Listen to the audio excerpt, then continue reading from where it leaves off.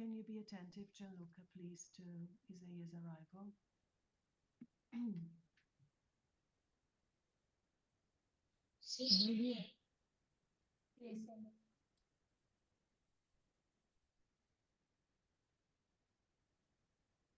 Okay, so the translation is on, apart from Portuguese. Donc, vous avez maintenant la traduction active. On attend le traducteur de portugais. Sœur Paula va s'occuper de la traduction en portugais. Donc là, elle est en train de répéter les mêmes informations dans les différentes langues. La traduction est active, vous pouvez choisir la langue.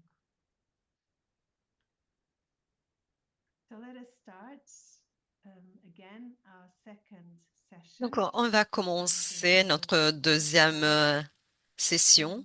And this second session will be on taking up the role. Cette deuxième session est axée sur le thème Assumer notre rôle. Yesterday we were together already with the Hier, social and emotional transition. nous avons abordé le thème Emocional e social. de la And transition today, socio-émotionnelle. in these special times that Aujourd'hui, have been asked from us. E on hoje va vamos continuar approfondir este tempo especial ce thème et on va explorer ensemble certaines perspectives liées à notre entrée dans nos nouveaux rôles de leadership. On va commencer par and this time of prayer une will lead us prière, to un moment de prière. enter the call of Moses. And the call of Moses, it's a Nous personal call. Look voulons at the world entrer Moses dans l'appel de created. Moïse, un appel Usar então personnel. na oração, no chamamento de Moisés, na certeza também de que Moisés foi chamado de uma maneira pessoal, olhando para a realidade do mundo que o envolvia. So I invite you again to Donc, stop, je vous invite to take maintenant stock of all that you are living à today, prendre to be in touch again un with the instant sense, pour être but also présente with the world that à nous-mêmes, surrounds you, pour entrer en for connexion entender avec nos émotions et le monde próprias, qui nous entoure. estar em contacto com aquilo que nos habita e também de uma maneira especial com o mundo à nossa volta. And the question that I would invite you to do so is, La question what situation or what person que je vous is appearing invite in à my vous voice poser, c'est and my heart now? quelle situation ou bien E para quelle entrar em oração, personne a pergunta j'ai que eu dans mon desejo fazer cœur, dans mon é: esprit, qual é a qui est pessoa, à qual é côté a de moi, situação que levas agora no teu corpo e no teu coração?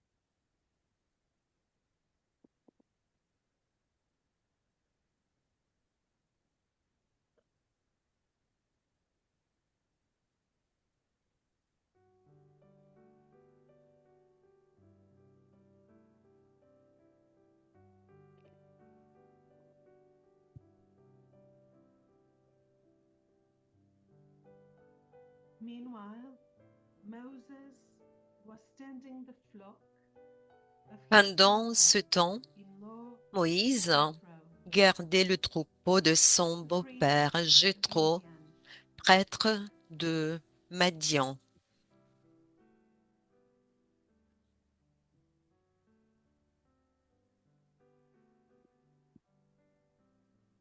I invite you to enter Je into vous your own invite existential situation. à entrer, à vous connecter avec vos Moses tended the flock. situations actuelles. What is Moïse doing what you live in gardait le now? troupeau, soignait le troupeau, et donc, Convido-te a quelles entrar na sont tua situação les existencial agora. situations dont vous êtes en train de faire l'expérience Deus maintenant? estava a apacentar o rebanho e tu, o que é que vives neste momento?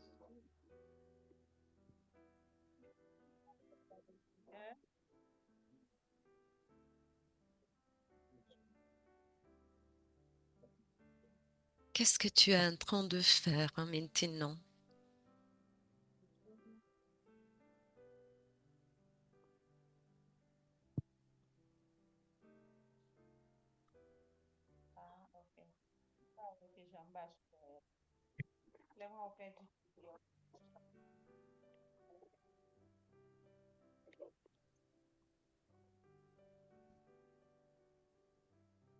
Leading the flock beyond the wilderness, Conduisant le troupeau he came to the au-delà mountain du of God. désert, il arriva à la montagne de Dieu, l'Horeb.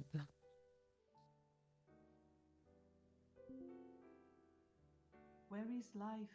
Where is God? Where is your leadership role leading you? Où est-ce que se trouve la vie? Où est-ce que se trouve Dieu? Aonde Où é que a est-ce que vida, c'est ton onde é que appel? Deus, onde é que a tua liderança te está a levar? Où cet appel est en train de te conduire?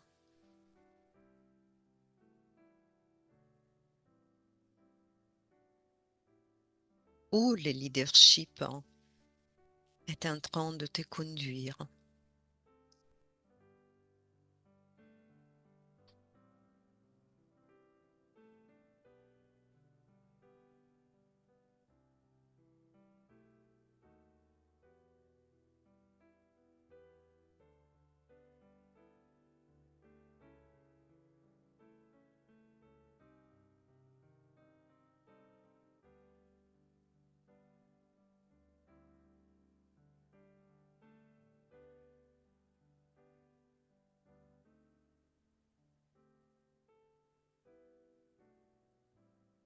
God said, Dieu a dit, do not come near.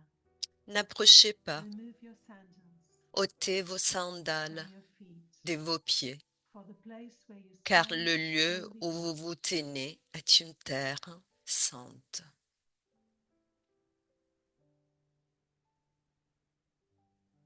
What is the place where you are that it's holy? Où se trouve la Yourself, terre où vous others, êtes maintenant, your congregation, the world. votre congrégation, le monde? Qual é o lugar onde tu estás que é sagrado? Tu própria, a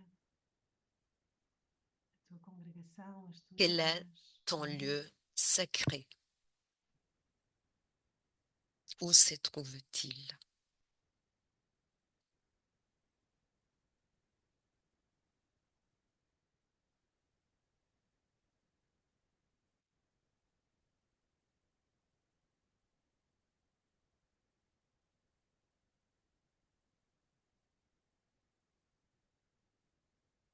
The Lord said, I have witnessed the affliction Dieu of my a people. dit, So I j'ai know vu well la what souffrance they de are mon suffering. peuple et je connais ses douleurs.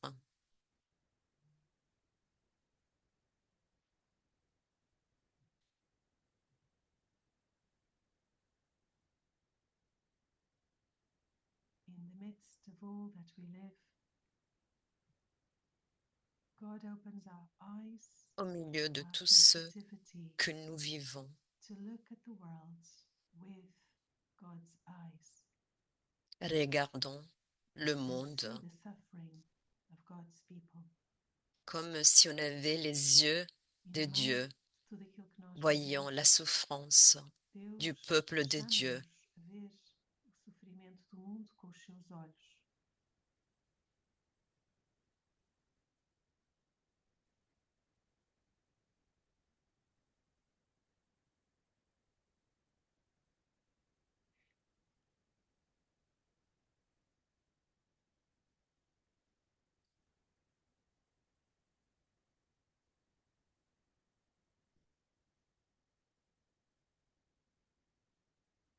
Therefore, I have come down Je to suis rescue you. descendu pour le délivrer. And God doesn't only look at suffering, God wants to rescue Dieu that suffering. Deus ne voit pas seulement les souffrances Deus quer salvar du peuple, o sofrimento. de son peuple, mais il veut le délivrer. Il veut nous aider, nous sauver.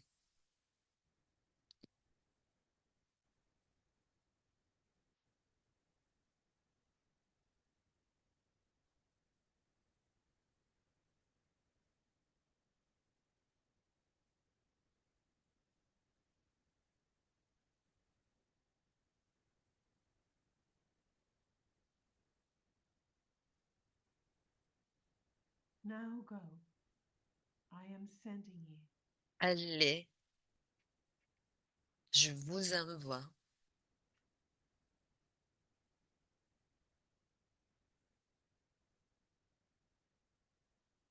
God's looking at the world, Dieu looking at us, regarde le monde, standing il nous on his regarde holy ground, calls us.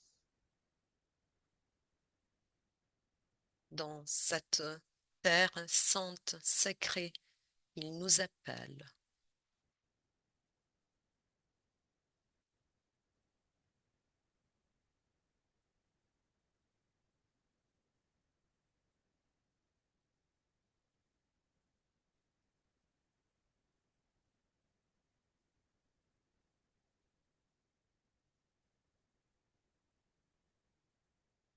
But Moses said to God, Mais Moïse dit à Dieu, qui suis-je who am pour I aller? that I should go?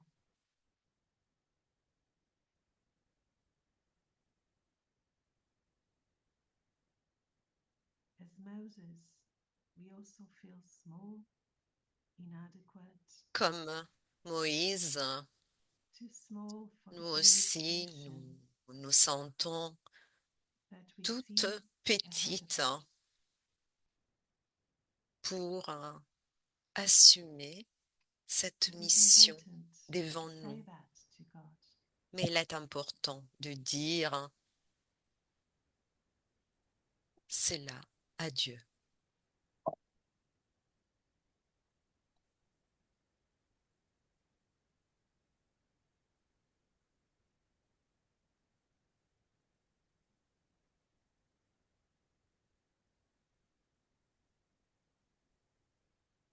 And God says, Dieu I will a be with répondu, you. je serai avec toi.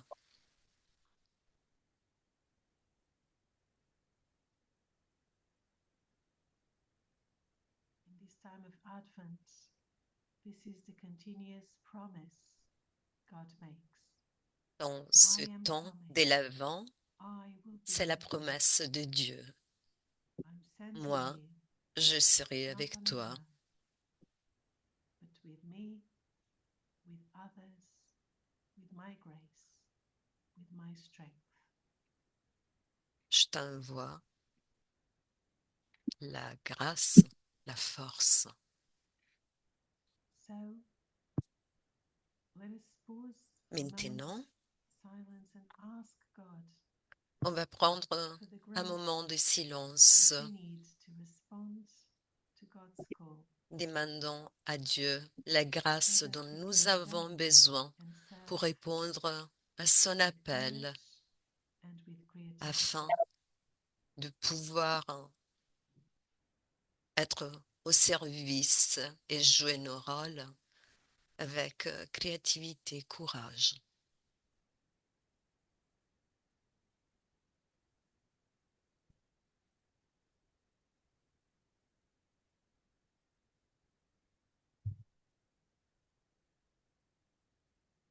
Certainement.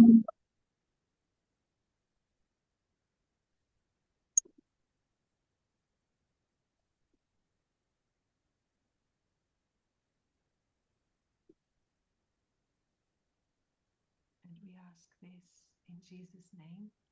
Et nous Amen. demandons cela au nom de Also, Jésus. comment, Amen. oui, qui sont des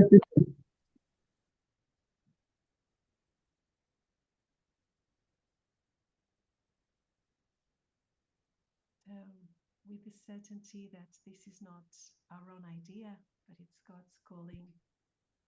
Looking at the world we are now, Nous sommes convaincus, nous savons que ce n'est pas notre idée, c'est l'appel de Dieu. I hand it over to you. Nous regardons le monde autour de nous, un monde complexe. Et maintenant, je donne la parole à David. C'est la meilleure manière de commencer cette deuxième session.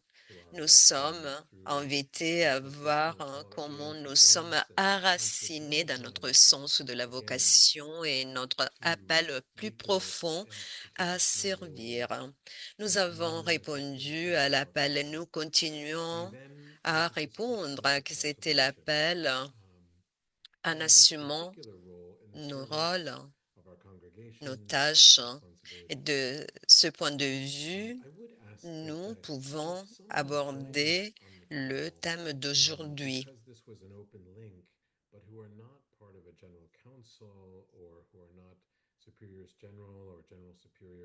Les liens pour cette session était un lien ouvert, mais je vous demande en fait si vous n'êtes pas des supérieurs générales ou bien des conseillères générales, je vous invite, je vous demande gentiment de laisser, de quitter la session parce qu'en effet, cette session est réservée aux supérieurs générales et aux conseillères générales. Et donc, je voudrais garder une dimension, disons, de confidentialité. Voilà pourquoi j'invite les personnes qui ne sont pas membres du Conseil généraux à quitter cette session.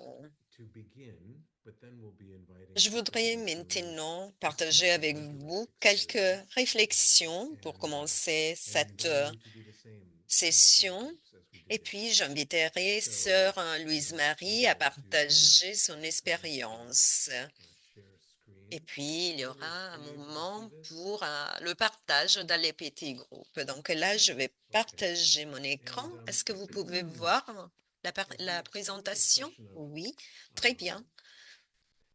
Donc, explorer Nous avons exploré la transition socio-émotionnelle, mais également le rôle, les charges, les tâches. Et nous savons qu'il s'agit de voir comment on assume notre rôle lorsqu'on prend des décisions, lorsqu'on délègue des tâches et lorsqu'on mène à bien notre travail de leadership.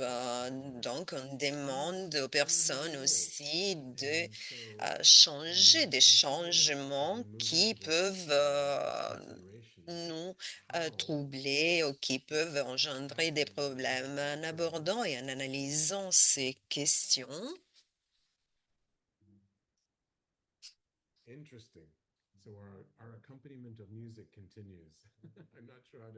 les aspects, donc, il y avait une musique, mais j'arrive pas. Donc, il faudrait quitter cette musique de fond. Alors là, j'ai interrompu le partage de l'écran juste un instant pour voir comment quitter la musique et puis on va recommencer. Ok, là, ça devrait marcher. C'était une belle musique. Alors, comme je vous disais tout à l'heure, j'ai un de mes collègues qui a écrit un livre,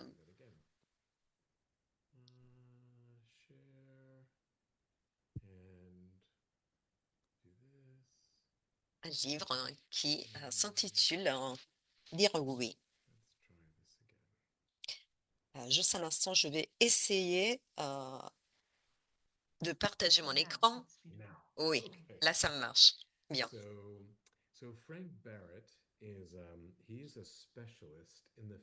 Donc, ce collègue à moi est un expert, un spécialiste.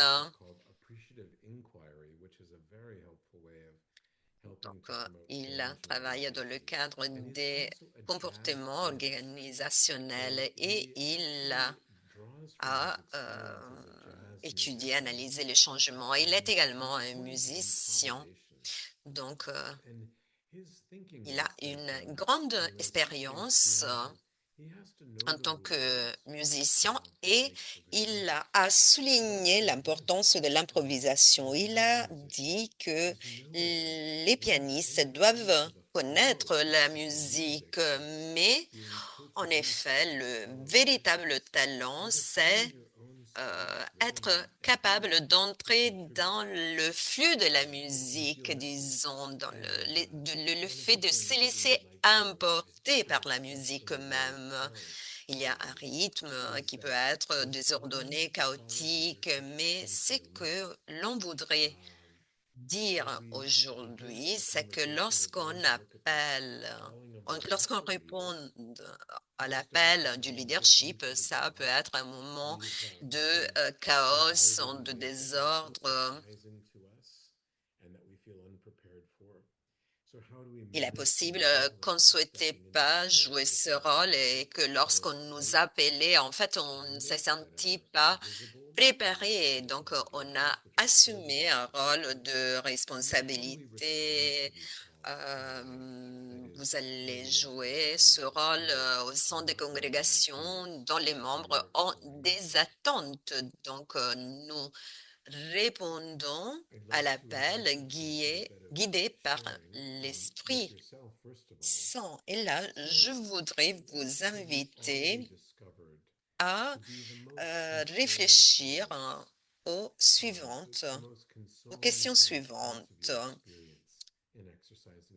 Donc, quels aspects trouvez-vous les plus réconfortants dans votre rôle actuel?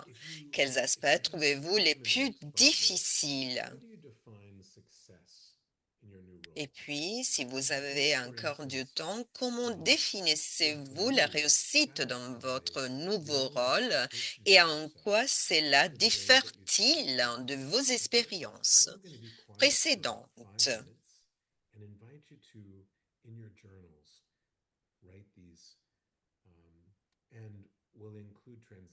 Je vous invite à écrire dans votre journal une réponse aux questions. Je répète les questions. Quels aspects trouvez-vous les plus réconfortants dans votre rôle actuel? Quels aspects trouvez-vous les plus difficiles? Comment définissez-vous la réussite dans votre nouveau rôle? Et en quoi cela diffère-t-il de vos expériences précédentes?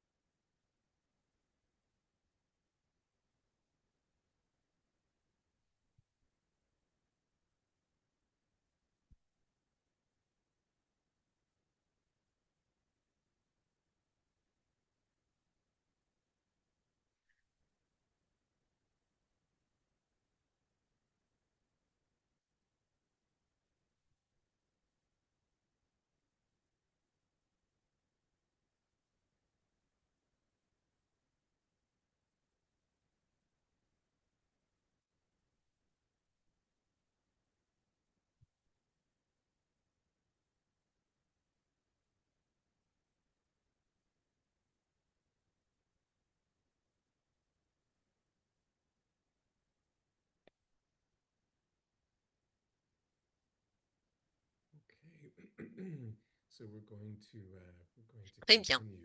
Donc, on peut continuer.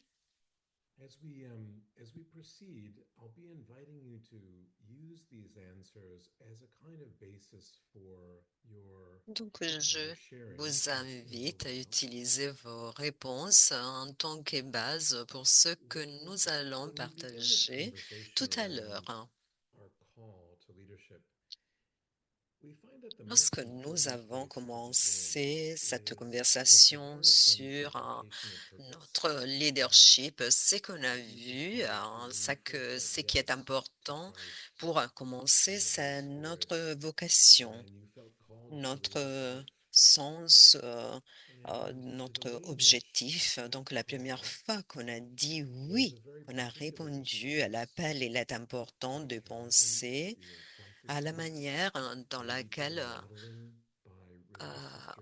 on a répondu au charisme par lequel on a été attiré. Il y a eu des sœurs qui ont été un exemple, un modèle, qui ont joué un rôle important pour vous lorsque vous étiez jeune. Vous avez compris que cette manière, ce style de vie, ce chemin spirituel, tout cela vous mène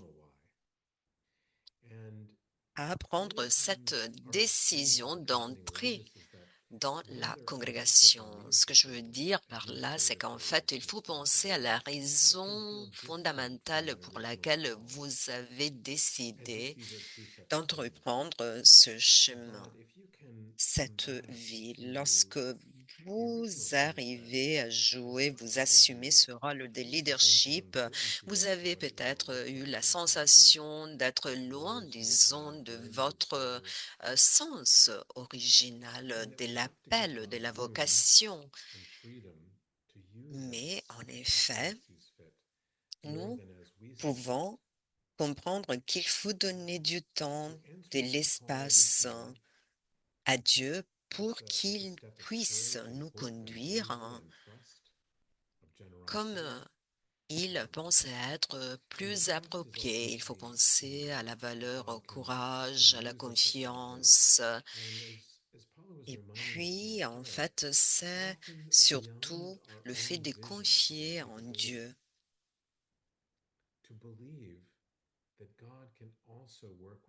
Parfois,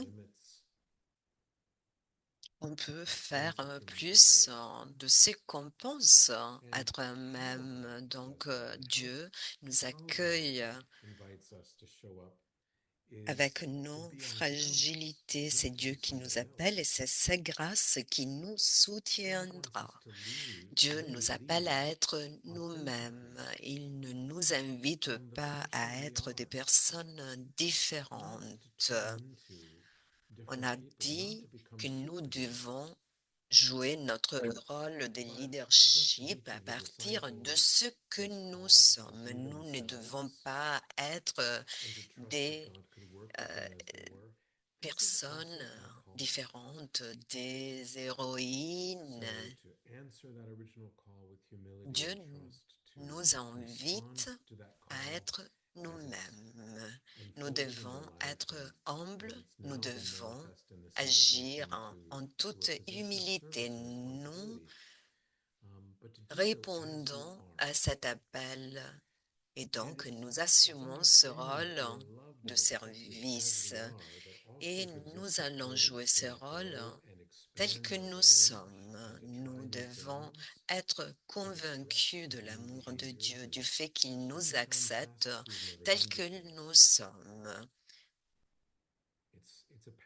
Parfois, il faut faire des choses qu'on n'a jamais fait auparavant, mais c'est un acte de grâce. Dieu nous invite à accueillir son amour pour nous. Il nous aime comme nous sommes. Nous ne sommes pas parfaites.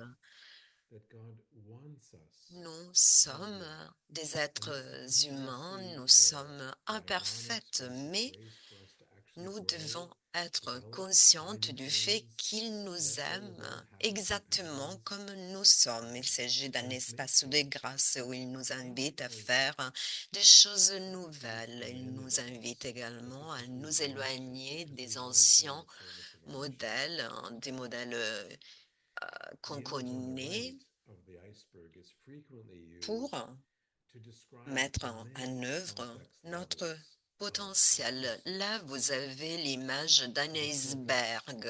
Et là, en fait, on peut voir les différents niveaux de nos personnalités, de nos êtres. Donc, en surface, vous avez les activités et les habitudes, hein, et puis les compétences. Et en dessous de l'eau, vous avez des choses qui se manifestent, même si elles ne sont pas visibles. Il y a des modèles mentaux, par exemple. Il y a dans les cultures des manières de penser, des mentalités qui diffèrent d'une culture à l'autre. Dans certaines cultures, on apprécie les anciens, la sagesse des anciens, des personnes âgées, ou bien il y a d'autres cultures qui sont plus rationnelles. Et ces modèles mentaux façonnent notre comportement. Et puis, on retrouve également la personnalité. Il s'agit d'un mystère, il s'agit d'un aspect génétique, mais la personnalité est également liée à nos expériences lorsqu'on était des enfants, et la personnalité est liée à notre entourage lorsqu'on était petit, ou le lieu où on a grandi. Et donc, nous ne sommes pas invités à changer notre personnalité, mais il faut quand même être consciente de notre personnalité, de notre style de vie, de notre manière d'agir pour pouvoir guider les autres de manière sage et consciente. Et puis, il y a le niveau de la maturité. La maturité dépend de l'expérience qu'on a. Et puis, on peut avoir une attitude à accueillir les risques, à courir les risques, ou alors on peut être des personnes qui n'aiment pas courir des risques. Donc, il faut voir comment nous utilisons les ressources que nous avons dans notre vie.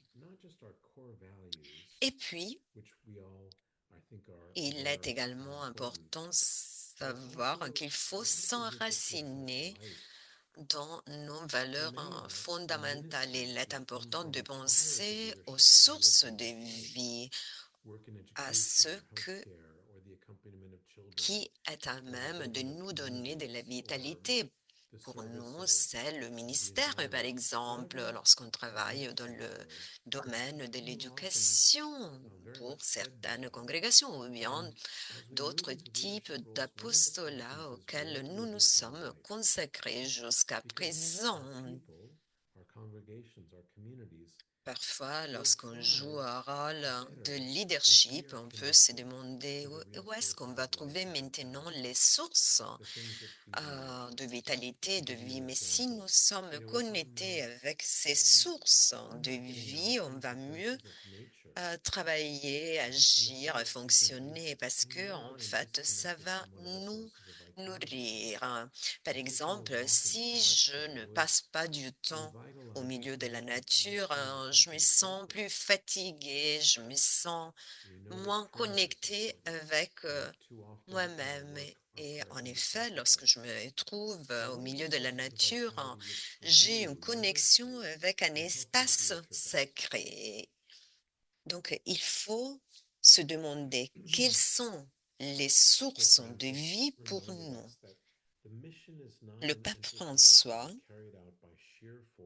nous rappelle que la mission n'est pas une entreprise qui se réalise par la seule force de la volonté. C'est le Christ qui fait sortir l'Église d'elle même cela a beaucoup de force parce que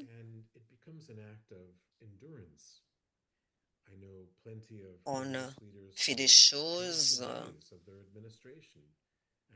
on fait des choses et on est poussé par la force de la volonté. Mais c'est très humain, mais il faut être consciente de ce qui nous arrive, de ce qu'on est en train de vivre. On est peut-être en train de perdre le contact avec la grâce de Dieu. Dieu nous aime toujours le premier et avec cet amour, il vient à nous et nous appelle. Notre vocation personnelle vient du fait que nous sommes fils et filles de Dieu dans l'Église, sa famille, frères et sœurs, dans cet amour que Jésus nous a montré. Il s'agit de l'amour de Jésus-Christ, ce qui veut dire que nous avons nous-mêmes pour créer des espaces et pour que Dieu puisse réaliser, mettre en œuvre son œuvre. La mission est une réponse libre et consciente à l'appel de Dieu. Posons-nous la question suivante. Sommes-nous prêts à accueillir la présence du Saint-Esprit dans nos vies, à écouter l'appel à la mission? Sommes-nous prêts à être envoyés à tout moment, en tout lieu, pour témoigner de notre foi en Dieu, le Père miséricordieux, pour proclamer l'évangile du salut en Jésus-Christ, pour partager la vie divine du Saint-Esprit en édifiant l'Église? Sommes-nous, comme Marie, la mère de Jésus, prêtes à nous mettre entièrement au service de la volonté de Dieu? Cette ouverture intérieure est essentielle si nous voulons dire à Dieu, mais voici, Seigneur, envoie-moi. Saint Ignace de Loyola n'allait pas imaginer qu'il allait passer des années assis à son bureau pour écrire des milliers de lettres. En effet, la congrégation des Jésuites a vécu une croissance exponentielle en très peu de temps, et ce qui a cela a obligé Ignace à échanger des milliers de lettres. Et il se demandait, est-ce qu'il y a une ligne que je peux tracer et dire, bon, la volonté de Dieu arrive jusqu'à là. Donc, le fait de se sentir enraciné à notre mission, à notre vocation, est une voie, une manière, un chemin pour se sentir connecté à Dieu. Et donc, c'est un modèle de leadership, comme on a vu l'exemple de Saint Ignace de Loyola. Et nous, en tant que leaders, nous nous identifions avec le fait que nous avons été appelés. Donc, nous avons une manière spécifique d'être au service dans notre congrégation. Le leadership est une activité formelle que chacune d'entre nous joue. Le leadership peut être exercé par n'importe qui, mais en fait, nous encourageons les autres à être agents de vie, et il y a la capacité de faire la différence. C'est comme une pensée de sel. Donc, nous pouvons nous identifier avec même en tant que leader. Et cette identification peut améliorer le sentiment de capacité personnelle et puis on peut donner plus de signification à notre expérience et puis il y a un sens d'objectif, de motivation, de résilience et donc le fait d'exercer ce rôle de leadership nous permet de créer une connexion avec Dieu et c'est une manière pour avoir une perspective. Et lorsque nous nous identifions en tant que leader, nous commençons à avoir des expériences de connexion entre notre sens le sens de nos fonctions et la volonté d'améliorer le monde. Tout cela nous donne de la motivation, le sens d'être au service pour le bien-être et l'intérêt des autres. Donc, voilà l'essence de s'identifier en tant que leader au service de nos congrégations.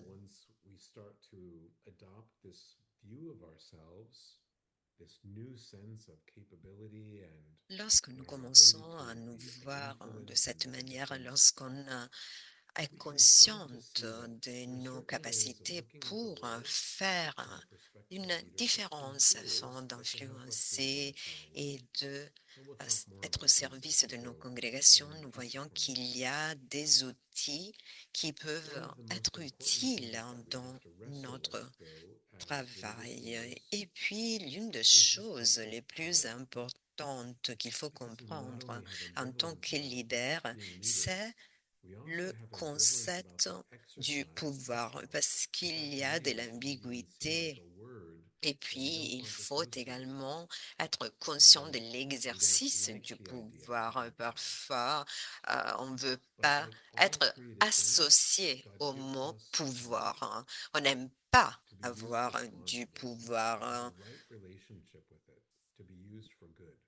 mais il faut développer une bonne relation avec le pouvoir afin de pouvoir l'employer de manière responsable. Alors, il faut penser à notre pouvoir, à notre capacité pour bien orienter, canaliser les ressources. Et donc, il faut se demander quelle est notre relation, la relation qu'avons-nous en fait, quelle est la relation que nous avons avec le pouvoir.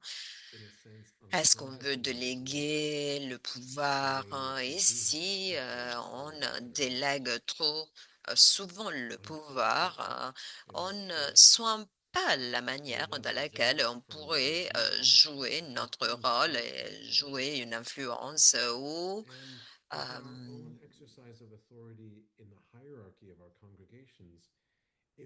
bien guider les membres de nos congrégations. Il y a eu aussi des cas d'abus de pouvoir. Et donc, il faut savoir utiliser le pouvoir afin de ne pas abuser du pouvoir et de l'autorité. Si nous jouons un rôle dans le Conseil général et nous ne sommes pas conscientes des limites pour ce qui est de l'information, ou bien si nous sommes en relation avec des sœurs et pas avec d'autres, donc nous pouvons engendrer des divisions au sein de la congrégation, des séparations, et donc nous devons bien utiliser le pouvoir découlant de notre rôle. Nous devons trouver l'équilibre et nous devons apprendre à utiliser, à employer le pouvoir, non pas de manière traditionnelle du haut vers le bas. Il faut développer un sens, un sentiment de co-responsabilité. Il est important de se demander. Donc, nous appartenons à des cultures différentes et il y a des cultures qui sont très traditionnelle et hiérarchique. Et c'est là aussi lié à l'exercice du pouvoir. On pense que les leaders peuvent jouer un rôle ou un pouvoir exécutif, peuvent commander sur les autres. D'autre part, il y a des cultures plus circulaires, participatives, où le leadership est lié au consensus. Dans les deux cas, il faut revenir à ce que l'Évangile nous dit. Jésus nous dit qu'il faut pas il faut pas exercer le pouvoir afin de forcer les autres, d'imposer les autres, mais le pouvoir est un service.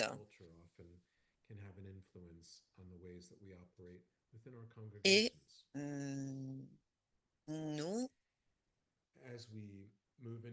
sommes sujets ou assujettis à l'influence de notre culture, même si nous nous trouvons dans l'Église catholique. La synodalité reconnaît l'importance de l'autorité.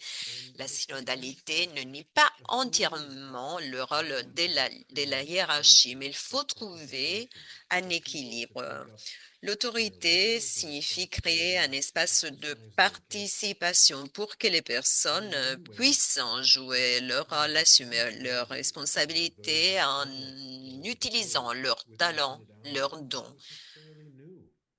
Les personnes ayant des rôles de pouvoir ou d'autorité ont la responsabilité de faciliter, de créer des espaces où les personnes peuvent être elles-mêmes et utiliser leurs talents.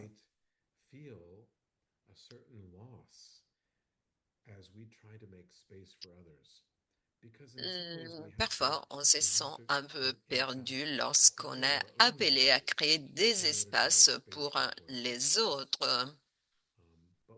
En effet, il faut en quelque sorte se taire pour donner de l'espace aux autres, mais cela peut engendrer une grande joie. Et il y a une manière dans laquelle nous exerçons nos rôles de leadership. Il faut tenir en compte, il faut considérer le fait qu'il est important de créer, de trouver l'équilibre entre les tâches et les relations. Donc, on peut avoir l'attitude d'exercer un leadership axé sur les relations et on peut préférer un leadership axé sur les tâches et sur les objectifs. Il est important de se concentrer sur les tâches et cela est un don, est un talent, mais il y a également d'autres personnes qui préfèrent, disons, ont tendance à se concentrer sur les relations. Et dans ces cas, il s'agit d'un leadership transformationnel parce qu'on inspire et motive les membres de l'équipe pour qu'ils atteignent leur plein potentiel. Donc, les deux côtés, les deux attitudes sont importantes, mais ce qui est essentiel, c'est de trouver un équilibre entre ces deux zones, ces deux domaines, parce que, en effet, si on est conscient qu'on préfère s'occuper des tâches, on peut se complémenter, on peut collaborer avec des personnes qui sont plus orientées vers le domaine des relations. De cette manière, on peut compenser le leadership, le travail.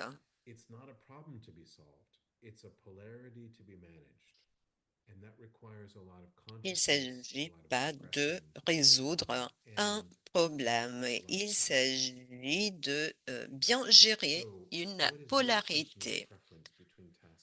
Donc, qu'est-ce que tu préfères? Quelle est ta préférence personnelle? Les jésuites parlent de la cura personalis et de la cura apostolique. Maintenant, dans quelques instants, on va écouter Sœur Louise Marie qui va partager avec nous son expérience quant au rôle de leadership dans le programme de leadership. Donc, je dois avouer que Sœur Louise Marie nous a touchés énormément pour sa manière d'accepter le rôle de leadership. Et donc, en écoutant Sœur Louise Marie, je vous invite à écouter avec attention. Demandez-vous quelles sont les manières dans lesquelles la grâce est en train d'être active en vous. Donc, maintenant, on va écouter ce témoignage. Après, on va avoir un peu de temps.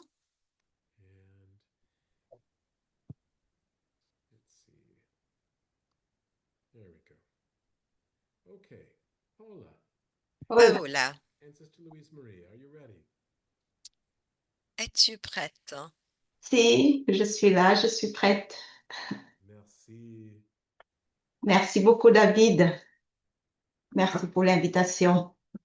Bonsoir à tous et à toutes, chers frères et sœurs. Je suis très heureuse aujourd'hui de pouvoir partager avec vous en toute humilité le chemin parcouru dans mon rôle de conseillère générale. Et je demande à l'Esprit Saint de me guider en ce moment de témoignage, de partage. En fait, je suis sénégalaise et cela fait 36 ans que je suis à la suite de Christ Sauveur dans la vie religieuse. Aujourd'hui donc, je veux partager le chemin intérieur par lequel j'ai pu accepter ce nouveau rôle et surtout le chemin qui a été fait avec Leadership Discerning, comment cela a façonné ma mission et affermi mon rôle de conseillère. Avant d'évoquer ces étapes de croissance, permettez-moi de revenir sur la manière dont je suis entrée dans cette responsabilité. Ce fut une mission inattendue, reçue dans la foi. En fait, j'étais tranquille dans ma mission d'éducatrice quelque part au Gabon. Autrement dit, je n'étais pas du tout impliquée dans le chapitre d'élection qui se tenait dans notre maison mère à Castres en France. J'étais simplement sûre que j'aimais ma congrégation et que j'ai désiré pour elle qu'elle soit une réponse de Dieu pour notre monde d'aujourd'hui. Et dans une prière fervente en communauté, nous accompagnions les travaux du chapitre avec grand intérêt. À la fin des travaux, avec le nouveau projet de congrégation, nous avons accueilli avec joie la première supérieure générale africaine de notre histoire, après 175 ans de présence missionnaire en Afrique. Peu après l'élection de la générale, avant la poursuite des élections des conseillères, je reçois un appel. Il s'agissait de savoir si j'acceptais d'être mise sur la liste des sœurs susceptibles d'être élues. Ma première réaction, bien sûr, fut de dire non. Il y avait tellement de choses à faire dans la mission. Nous étions peu nombreuses. De plus, moi-même, j'avais de nombreux projets là où j'étais, dans ma mission que j'assumais. Cherchez une autre, lui ai-je répondu. Cherchez une autre parmi les membres qui sont présents au chapitre. mais les mots de la générale m'ont rappelé mon appartenance à la congrégation et ont ravivé en moi la mémoire de nombreux oui posés au fil de ma vocation. Comment dire non aujourd'hui alors que le Seigneur avait toujours soutenu mes oui successifs? Mon cœur donc ne m'autorisait pas à dire non. Et alors, j'ai dit oui. Mais tenez-vous bien, j'ai annoncé aux sœurs de ma communauté qu'on m'avait consulté pour la liste des conseillères et que nous pouvions prier pour que mon nom ne soit pas choisi. C'était seulement une consultation. Et réellement, nous avons prié. Mais contre toute attente, mon nom est sorti. Et il a fallu que je prononce un second oui, plus profond, plus existentiel encore. Accepter d'entrer dans l'équipe d'animation générale. Pour la première fois, depuis mes premiers vœux, un oui s'enracinait aussi étroitement dans mon vœu d'obéissance, me rappelant avec force que j'étais co-responsable du charisme confié par Sainte Jeanne-Émilie de Villeneuve, notre fondatrice. Me voilà donc aux premières heures de la mission, entre doute et purification intérieure. Après ce oui, me voici donc à Rome. Et naturellement, je suis arrivée comme Louise Marie de tous les jours. Surtout que je n'avais pas vécu toute l'ambiance du chapitre, du nouveau projet de congrégation. Et donc, j'arrivais bleue, comme si je peux dire ainsi. J'arrive comme Louise Marie de tous les jours. Première réunion d'équipe, deuxième réunion, troisième réunion, énième réunion, sans compter les efforts constants d'adaptation au milieu, les efforts de connaissance mutuelle entre membres de l'équipe. J'avoue que j'ai commencé alors à me demander ce que je faisais ici. La tentation a surgi. Et si je demandais de retourner à ma mission, qu'est-ce qu'il en serait? Une fois encore, mon oui fut mis à l'épreuve. Mais une parole intérieure s'est imposée. Le oui dit au Seigneur un jour doit porter tous les oui d'aujourd'hui. Me résignant quand même à penser que ce n'est que pour un temps défini. C'est dans ce tissage de lumière, de questionnement, que je suis entrée dans la première session de leadership discerning après un an de vie d'équipe.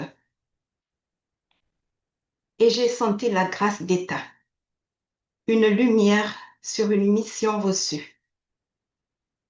Dès les premiers instants de cette session, j'ai redécouvert que lorsque Dieu appelle à une mission, il accorde aussi la grâce nécessaire pour accomplir cette mission présente. Et voilà l'image qui m'a fait entrer pleinement dans la conscience de ma mission actuelle. Je vais essayer de partager cette image. Si je peux, celle-ci.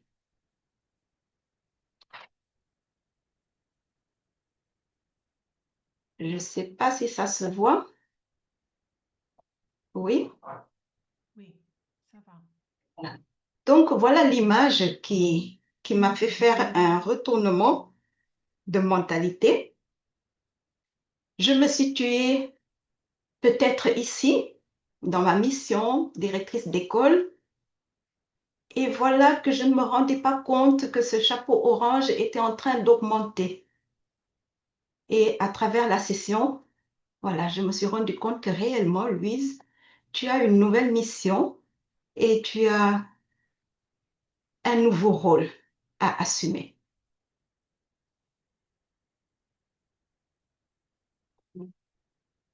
En réalité, j'étais là sans une conscience claire que je portais sur moi ce chapeau orange qui avait pris de l'ampleur et que tout mon être devait désormais fonctionner avec cette nouvelle composante Et parce que je ne l'intégrais pas, je vivais un apparent chaos, une multitude de tâches, multitude de réunions, succession de situations à discerner, à accompagner, à gérer, un flot sans fin.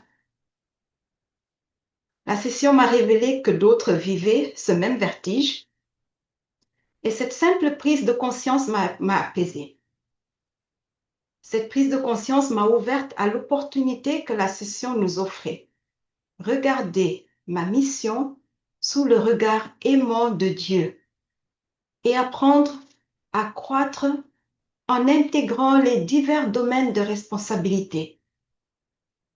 Il s'agissait de voir que même dans des situations confuses, nous pouvons développer une gestion stratégique qui reflète pleinement notre rôle d'animatrice. Un rôle qui consistait à faire rayonner la vie.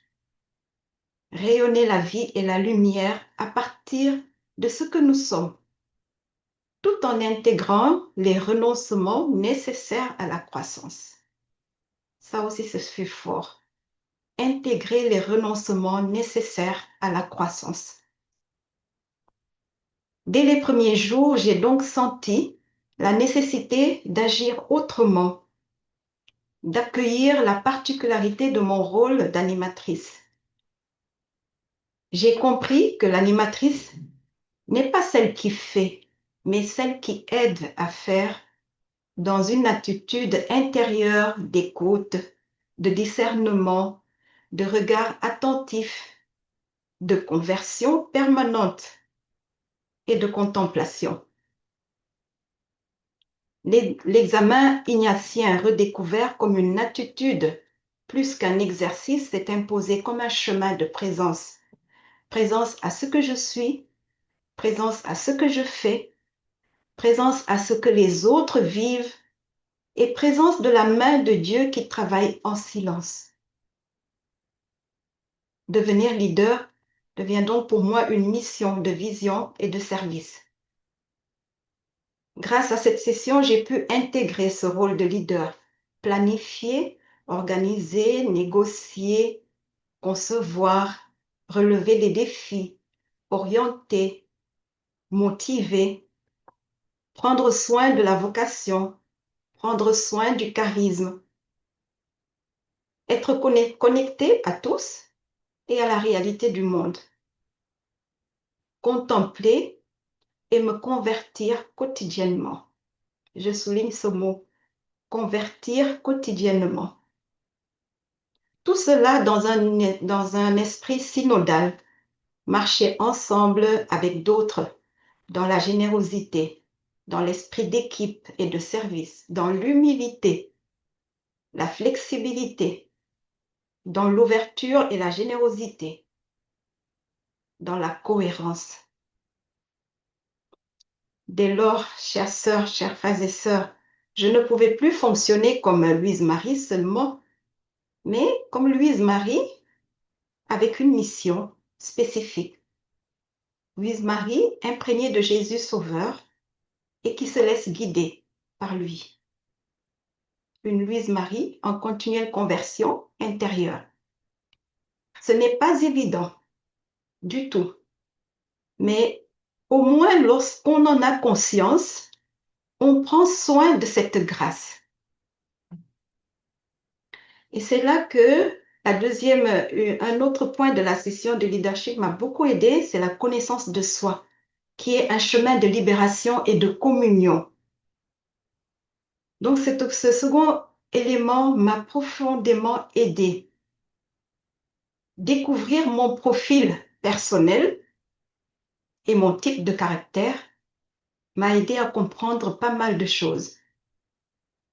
Cette mise en lumière a enrichi même notre équipe, car elle nous a permis de comprendre comment nos différences influencent notre manière d'animer, notre manière de décider, notre manière d'accueillir et de travailler ensemble. L'avantage fut que nous avons, toute l'équipe ensemble, suivi cette session. Connaître son caractère, comment nous réagissons, Ce qui nous fait bouger, c'est entrer dans l'humilité de soi-même et entrer dans l'accueil de l'autre. En effet, j'ai découvert que notre caractère reflète des tendances dans notre manière d'animer, de réagir. Et connaître ce caractère, c'est également contempler ce que Dieu peut faire de chacun de nous. Ce que Dieu peut faire avec nos forces comme avec nos fragilités. C'est nous accueillir les unes les autres et nous convertir. C'est vraiment beau de découvrir qui nous sommes, comment nous percevons la réalité. Mais il est encore plus merveilleux de découvrir ce que l'Esprit Saint peut faire de chacune de nous avec ce que nous sommes, nos forces et nos faiblesses. Il nous fait surtout passer du je au nous, ce qui est essentiel pour un leader. Ce n'est plus ma vision seule, mais une vision reçue ensemble, sous le souffle de Dieu. Il s'agit donc de sortir de ce qui m'est propre pour accueillir ce qui vient de Dieu. Ainsi, je redécouvre que le discernement devient comme un habit à revêtir chaque jour pour découvrir à chaque instant la nouveauté de Dieu en nous. Ce n'est pas seulement lors d'une réunion ou pour un sujet précis, c'est à tout instant. Tout notre être doit se mouvoir dans les bons vouloirs de Dieu, disait notre fondatrice Sainte Jeanne-Émilie de Villeneuve. C'est là que l'exercice de la conversation dans l'esprit si cher au processus synodal actuel prend tout son sens.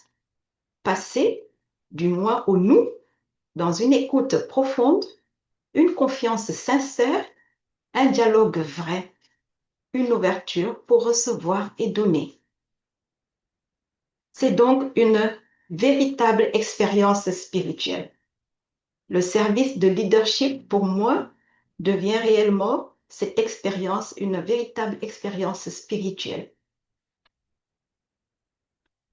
Et voilà où nos formateurs, leadership, je les remercie encore, nous ont conduites dans une véritable expérience spirituelle, exigeante et féconde pour croître dans le Seigneur, grandir dans le Seigneur.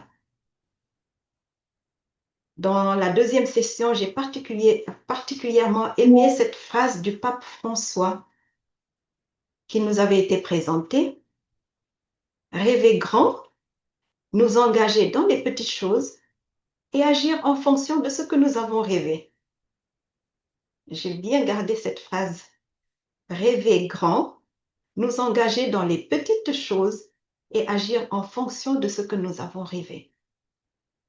Cette parole est devenue pour moi un appel à la cohérence et à la fidélité. Agir en fonction de ce que nous avons rêvé, en prenant soin de tous les espaces qui promeuvent la vie. J'ai appris à regarder ma mission sous un aspect communautaire, discerner ensemble notre rêve institutionnel et nous engager ensemble dans les petites choses qui le rendent possible. Les pistes reçues pour agir de manière stratégique nous aident énormément aujourd'hui dans l'animation de la congrégation. Nous avons appris que ce service d'aide et d'accompagnement de la congrégation, nous le vivons mieux en nous laissant nous-mêmes aider et accompagner comme équipe. L'accompagnement que nous avons reçu nous a vraiment aidés à avancer, à prendre conscience de nos polarités et à découvrir que ces polarités sont source de richesse. Nous l'avons vraiment touché du doigt lors de la troisième session où chaque équipe avait un facilitateur. Oui, chacune de nous est habitée par son moi. Cependant, le chemin synodal nous demande de cheminer comme un nous qui n'est pas une somme, qui n'est pas seulement une somme de jeux, non, mais une réalité nouvelle qui naît de l'écoute profonde et de la conviction que nos différences peuvent créer un nous authentique. j'ai appris à reconnaître à reconnaître mes résistances en écoutant avec le cœur. Et à partir justement de l'examen de conscience qui nous avait été présenté aussi lors de la session, l'importance de cet examen quotidien. Reconnaître ses résistances en écoutant son cœur, en écoutant avec le cœur. Cela suppose de reconnaître nos vulnérabilités, nos propres vulnérabilités, d'accueillir la nouveauté que l'autre apporte. Là se situe la contemplation dans l'action. Reconnaître que notre mission est une véritable expérience spirituelle. Laissons-nous donc accompagner pour vivre pleinement cette expérience à travers une nouvelle manière d'être, de vivre, d'agir. Au terme de ces 3 modules, je peux dire que j'accueille désormais ma mission de conseillère avec une liberté renouvelée. Liberté avec moi-même, liberté avec Dieu, liberté avec les autres. Mon rôle est devenu pour moi un lieu de contemplation, un espace où l'expérience spirituelle prend corps. J'ai appris à regarder la mission dans son ensemble, à accueillir les polarités, à intégrer des perspectives différentes pour le bien de l'Institut et pour la croissance du charisme confié par notre fondatrice Sainte Jeanne-Émilie de Villeneuve. Aujourd'hui, je me sens plus forte et plus consciente de mon rôle, m'apprenant à accueillir les défis comme des occasions de grandir et de servir. Je remercie chacune et chacun. Je remercie particulièrement Leadership Discerning et je souhaite que toutes les équipes puissent vivre cette expérience de transformation, expérience de communion, expérience de discernement. Merci beaucoup pour votre attention. Voilà. Merci David.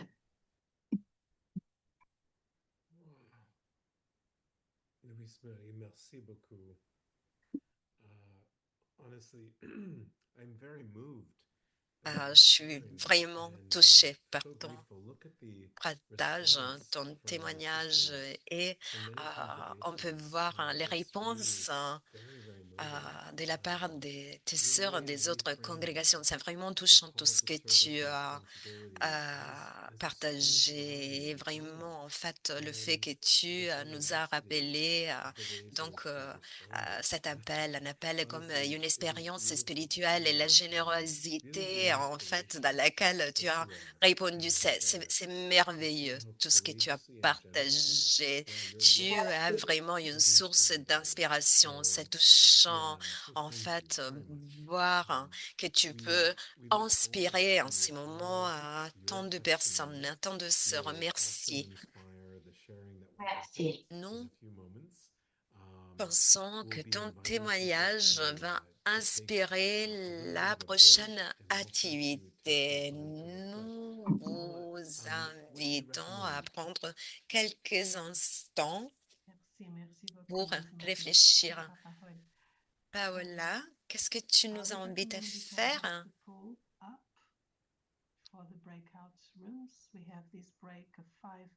Donc, nous allons voir les travails dans les groupes.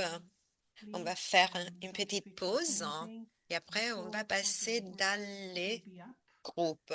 Là, vous pouvez voir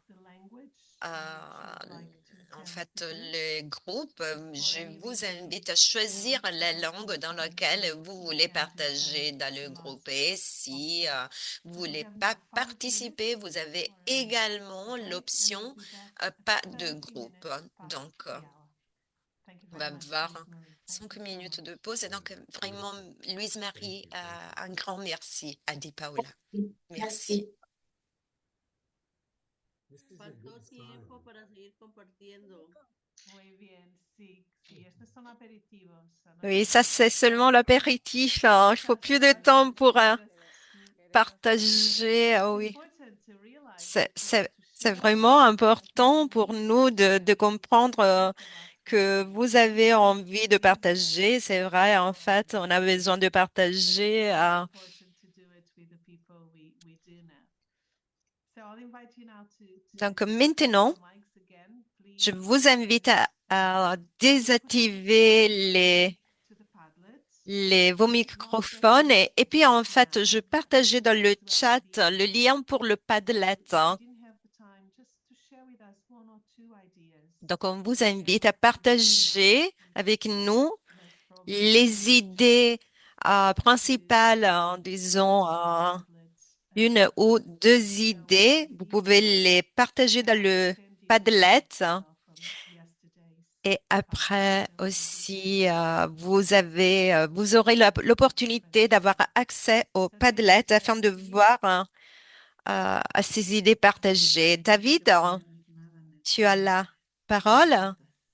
So, friends, as we bring this particular session to a close, Donc là, nous allons terminer notre deuxième session, mais en fait, je voudrais partager avec vous notre profonde gratitude d'avoir partagé de tout ce que vous avez partagé, ce qui est très important pour vous et pour vos communautés. your experience in a very personal way, just as you understand theirs. It's a unique kind of responsibility that each C'est of you une carries, manière pour shares and comprendre knows les expériences de manière personnelle. Vos responsabilités, ce sont des responsabilités personnelles. Le fait de pouvoir partager ce que vous vivez, vos expériences, vos émotions, vos sentiments avec quelqu'un qui est à même de comprendre, ça, c'est très utile et ça va être très utile. resonance with what Sister Marie shared.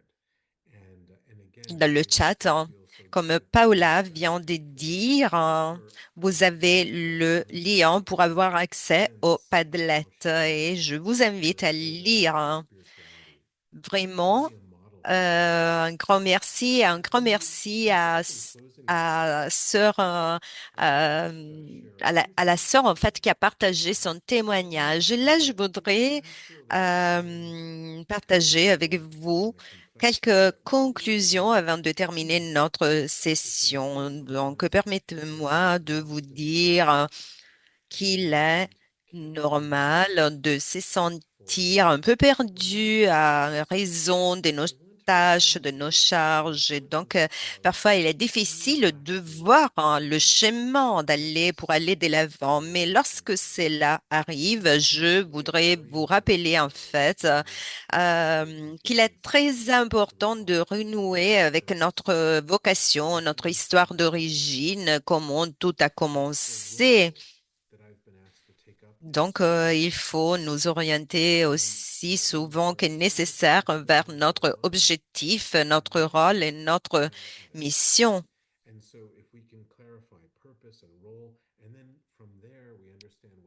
Il est important d'être consciente de ce que nous sommes appelés à mettre en œuvre.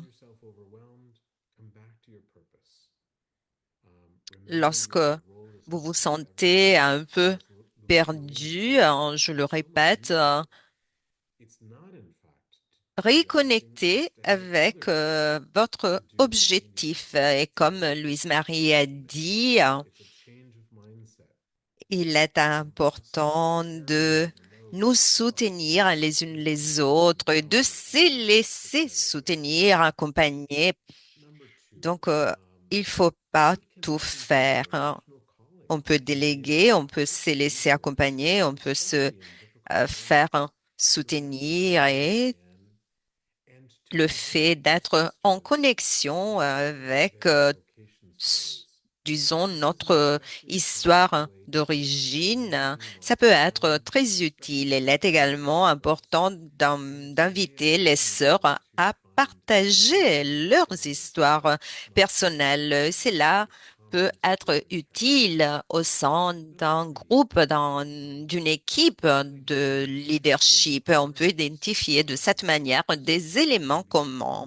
Et puis, comme je vous ai déjà dit, il est très important d'avoir des réseaux de soutien avec d'autres religieuses et d'autres leaders, ce qui peut aider à relever les défis. Donc là, par exemple, vous êtes en contact avec des congrégations des sœurs de votre région. Donc, elles peuvent avoir des caractéristiques similaires, ce qui peut être utile pour construire des relations et donc ces réseaux peuvent être une ressource valable. La richesse de la diversité doit être reconnue. Nous devons élargir nos réseaux et nos relations interpersonnelles.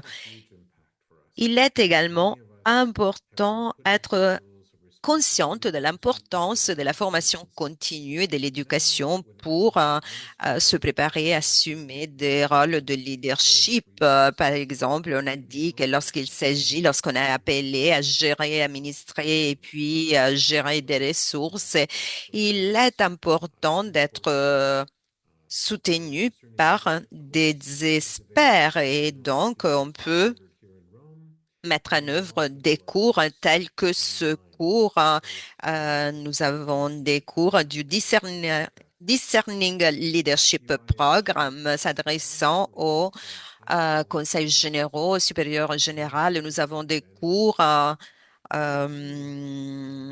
ligne et donc nous avons continuellement l'offre des cours intéressants. Et puis, what would be the kinds of things that would be helpful for your council? Okay, so those are a few questions to consider.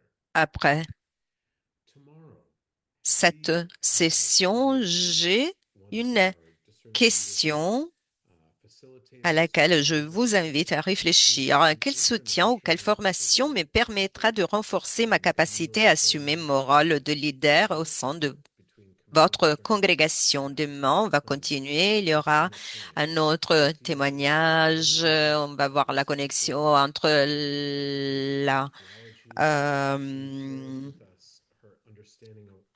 la connexion entre ce que nous faisons, nos tâches, nos communautés. Et puis, il y a cette sœur qui va présenter un modèle théologique utile pour comprendre les réalités Pas glacé. que nous devons gérer, ou dont nous devons Oui. nous occuper. Tout cela va nous aider à identifier la manière par laquelle rencontrer de l'aide ou être soutenu dans cette tâche. Marie Jones, de la supérieure générale de notre dame va réfléchir sur ce modèle et elle va partager quel a été l'impact que ce modèle a eu sur elle. Vous allez recevoir un article ce soir à 17 heures et on vous invite à lire cet article. Vous allez le recevoir avec le matériel d'aujourd'hui. C'est un modèle théologique pour les organisations. Vous allez recevoir également du matériel pour la session d'aujourd'hui et de demain. Ça peut être utile pour se préparer vers la session de demain. Et puis, tout cela vous permet de saisir, en fait, de comprendre qu'il s'agit d'un processus. Nous avons quelques instants. Je vous invite à écrire dans le chat ce qui vous a touché le plus pendant la session d'aujourd'hui. Donc, on va voir les commentaires.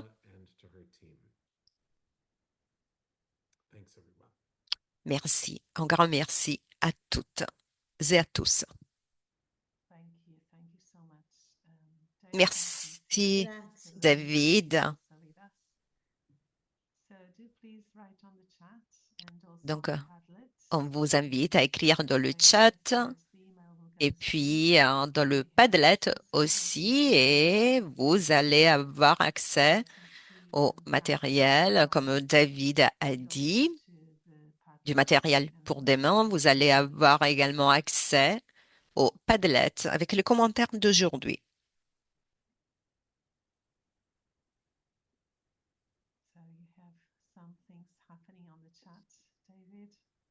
Je ne sais pas ce qui se passe dans le chat. Oui, donc le témoignage de sœur Luce Marie, Dieu nous prépare continuellement, est toujours avec nous.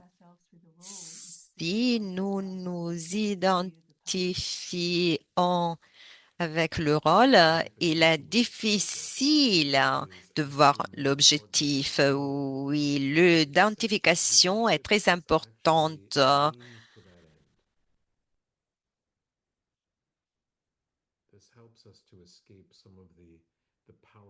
Et on ne peut pas éviter en disant que cela n'aide pas à résoudre les problèmes liés avec le pouvoir, liés au pouvoir. Dieu, Dieu sait bien ce qu'il faut faire.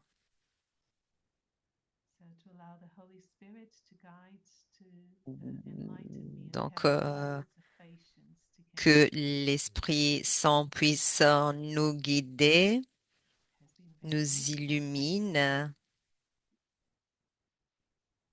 La session a été très utile. Merci.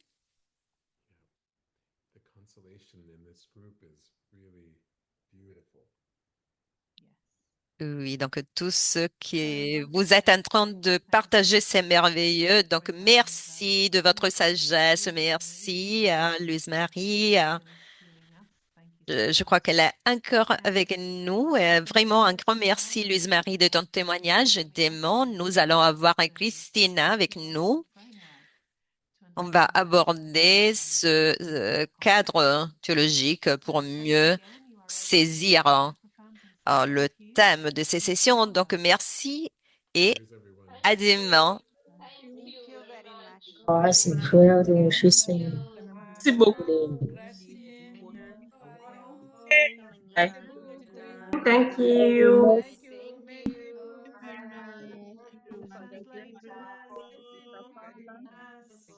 Merci, merci. Au revoir.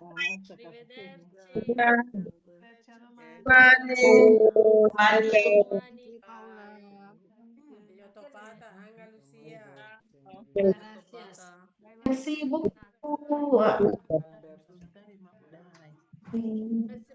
Merci beaucoup. Merci beaucoup. Merci. Au revoir. Merci. Merci beaucoup. Merci, merci, merci.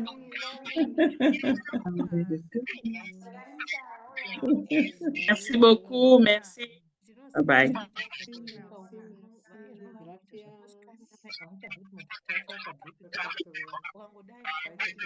Te puse lo de Colombia.